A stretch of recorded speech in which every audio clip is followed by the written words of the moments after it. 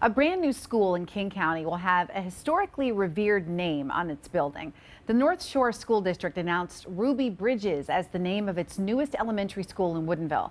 The reason behind that announcement and the story that made her such a historical figure is the focus of today's deep dive. Look, can you imagine being just 6 years old? So maybe, I don't know, kindergarten, first grade, you're going to a new school. Not one person wants you to be there. In fact, only one instructor agrees to teach you. You walk to school, people are screaming at you, calling you names, cursing, and it's so bad that police have to walk you to school every single day. And despite that, you miss not one day of school the entire year. That's the story of Ruby Bridges.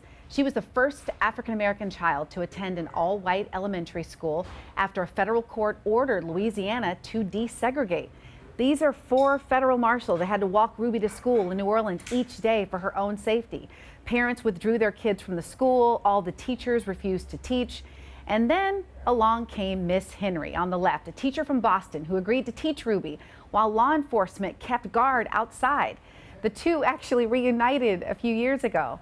The North Shore District told Miss Bridges, I should say, about the naming, and she had this to say.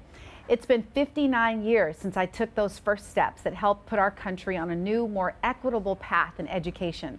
My hope is that every child who steps foot in Ruby Bridges Elementary will create their own opportunity to make positive change in our world.